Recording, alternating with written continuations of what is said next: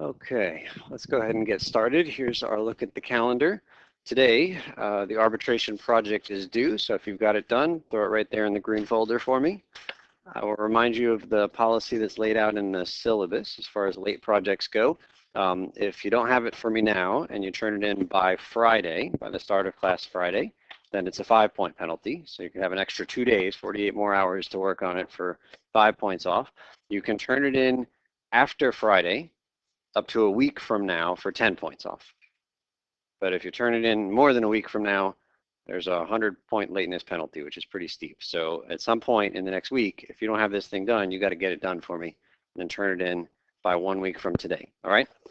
So arbitration is due today. Trucks are due on Friday. And then we've got some other stuff coming up here on the calendar. 2 more days of new material, today and Friday. Monday is our review day for the test. Next week, Wednesday, day classes are canceled, so we will not meet on Wednesday of next week. It's going to be a little bit of a choppy week. So again, Wednesday next week, day classes are canceled. It's a professional day, so the employees of the school come in, but you do not. Wednesday night classes are still in effect, so go to those classes. And then our test will be on Friday coming up, okay? So 2 days this week of new stuff. Monday's our review day, Friday's the test. And then lucky you, next class after the test, 2 new projects. All right, so let's jump in here at the top of page 59. And we'll go with the daily summary, Haley.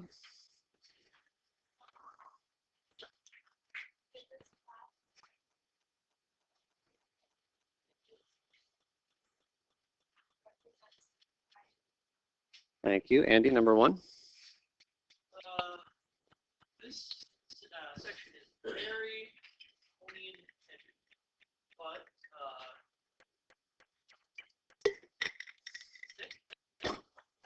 stick with it, and I'll stick with it, and all the unclear symbols will become there. And second nature for you with September. Thank you, Mike.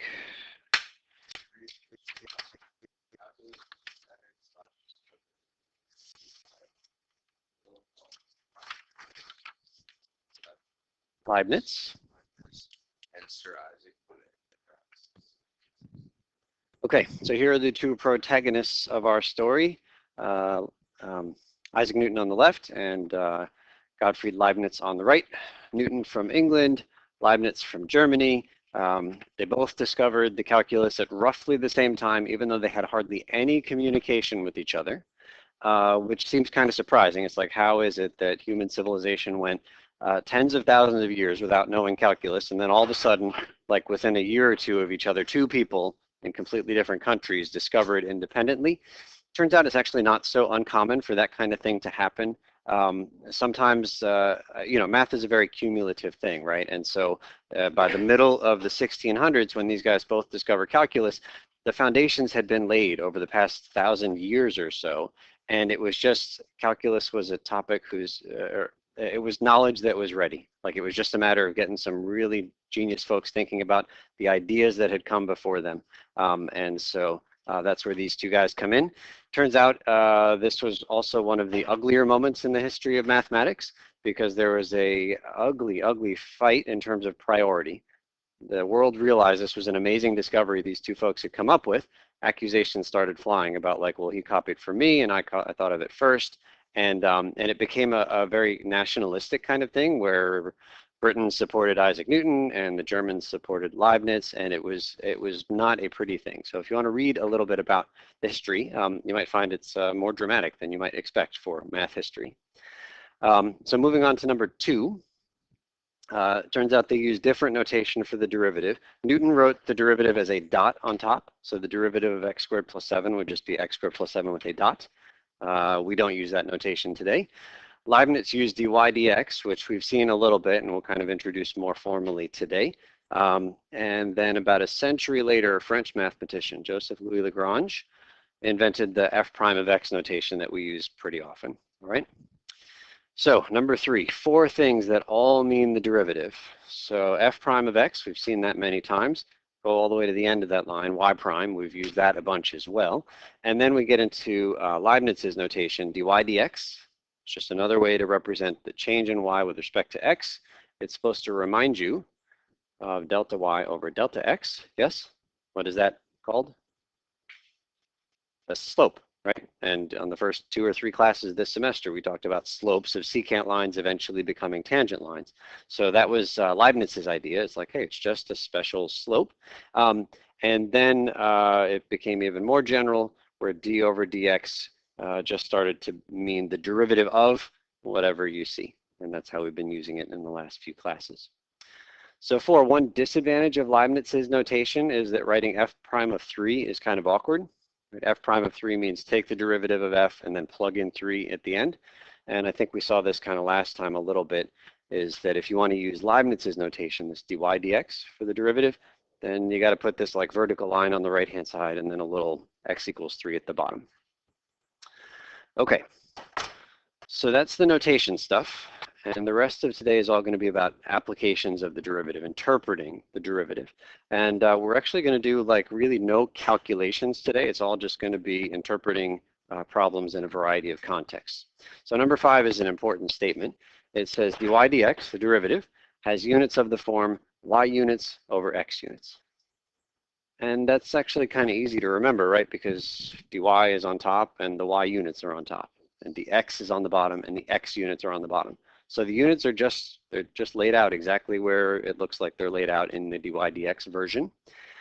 Said another way, the derivative has units of the form dependent variable unit on top over independent variable units on the bottom.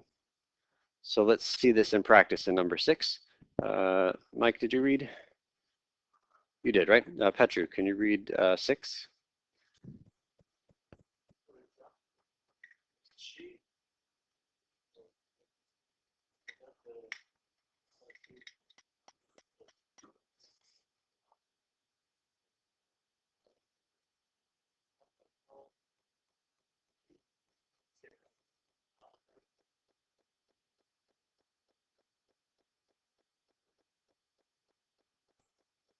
dg dt.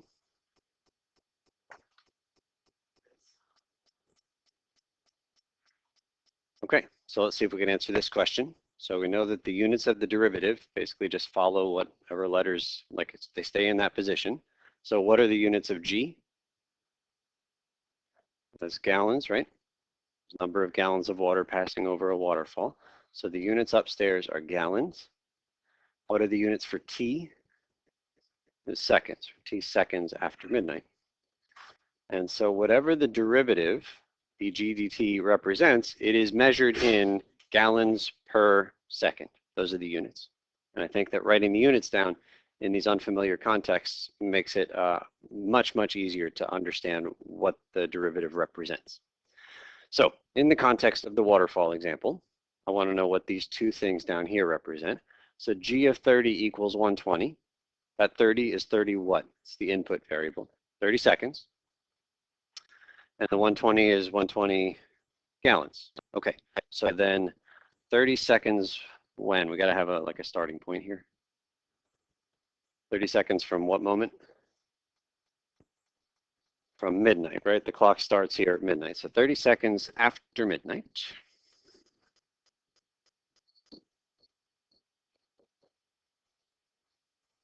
How can we get this 120 in here?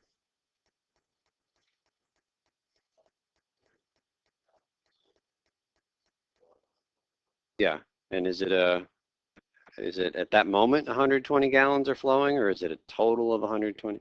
It's cumulative. So over the course of the first 30 seconds, 120 gallons have passed over this waterfall. 120 gallons have gone over the falls.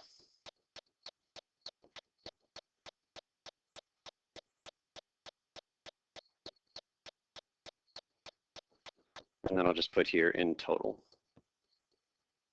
It's a cumulative number.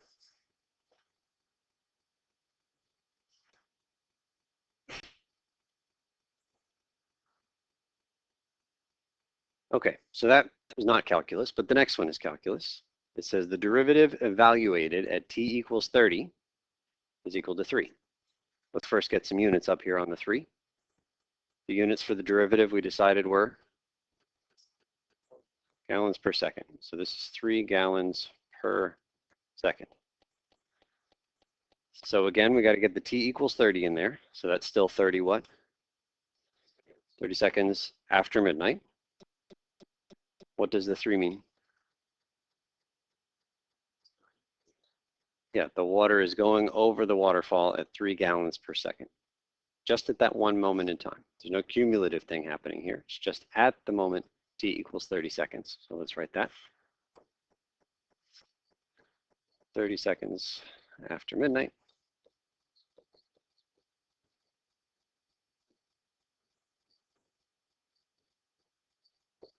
Water is flowing at 3 gallons per second.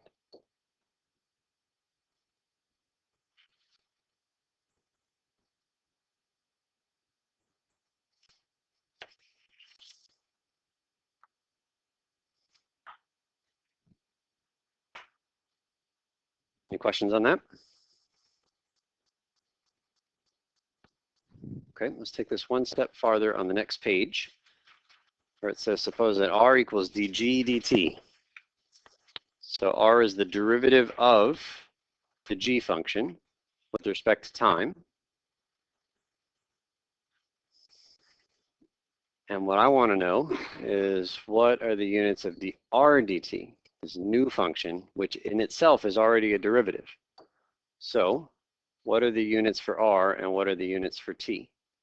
So r was this guy. What were the units for this? This was gallons per second.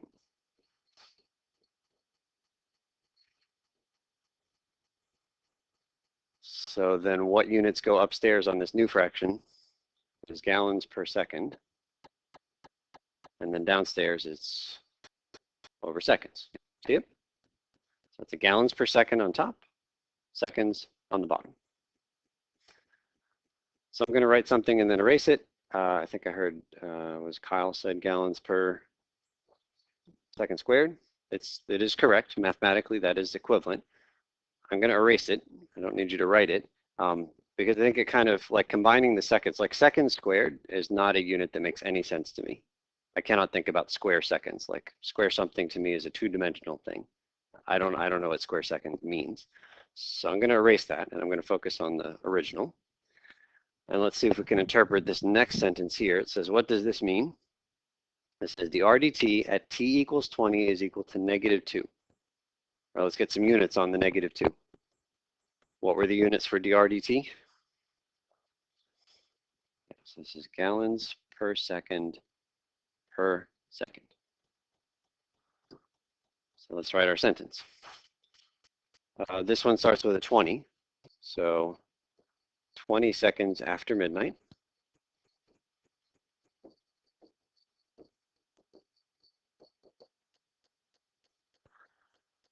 Okay, -2 gallons per second per second. What kind of thing is measured in that unit? How can we translate that to English?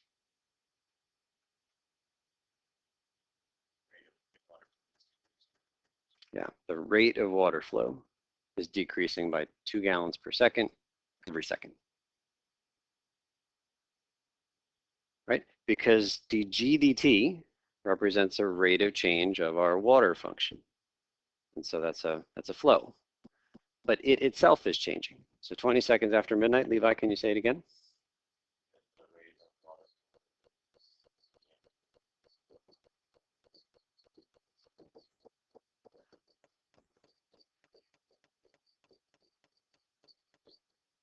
What was it changing by?